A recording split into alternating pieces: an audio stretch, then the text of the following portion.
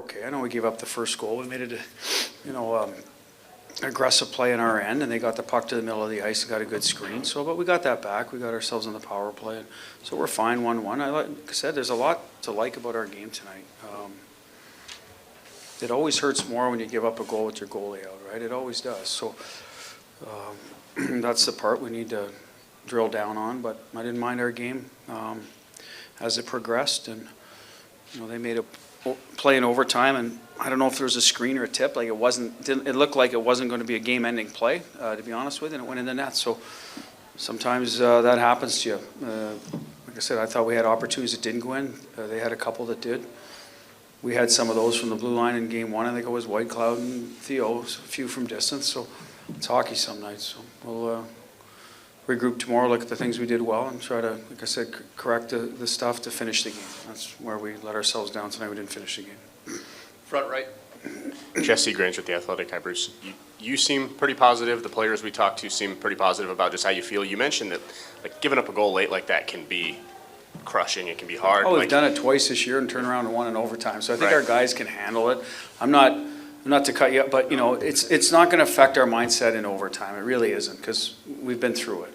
We'd like to not have to do that.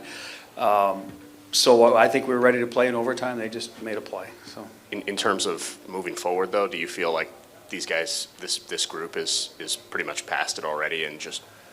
Well, I hope not. I hope it leaves a sour taste in your mouth, at least for the night. I mean, we had a chance to put the game away, talk about winning hockey, closing out hockey games, how important it is this time of the year. So I hope they're upset with certain things that transpire. That's okay. It's an emotional game, but not tomorrow. Can't be tomorrow. Get your night's rest and, be ready to, as I say, get better tomorrow. That's been our goal all year, be better in the next game, turn the page, so we will. I don't think that'll be an issue, and they'll certainly enjoy it, and they should. As when you win in overtime like that, get yourself back in it. So, but our job is different than theirs right now, and we just got to make sure that, as we said, we learn from it, and then put it behind us tomorrow. Take a couple more for Bruce. Left side, second row. Ken Bolke, Sinman, Vegas. You were 4 for 4 on the penalty kill. First off, how good do you feel about your penalty kill? And then secondly, does it kind of affect the game how many you took? You usually don't take that many. Yeah, well, they took a lot too, right? And they typically do, but it looked like they were calling it a tighter standard tonight. So that's just the way it is. Some nights you got to adjust to it, and I felt we were trying to do that. I can't remember all the penalties. I know early on Will got one, his stick got up. It was the right call. After that, Jack got one. Your stick gets parallel. Sometimes you get called, sometimes you don't. But at the end of the day, I liked our kill. I thought we did a good job with it. I thought they looked like they didn't have the quick, efficient movement like they did in game two, so obviously took some things away. What they did hit was Reinhart in the bumper a couple times, and that's something we corrected as we went along. We wanted to take that option away. It's one of their top options, so got to be mindful of that. But, I liked our PK. Last question, back right. Dan Rosen, NHL.com. Bruce, you talked about it a little bit. The winning goal, if puck comes up the wall out of the zone and they come back pretty quick, is that just a good regroup by them to create some space for that shot?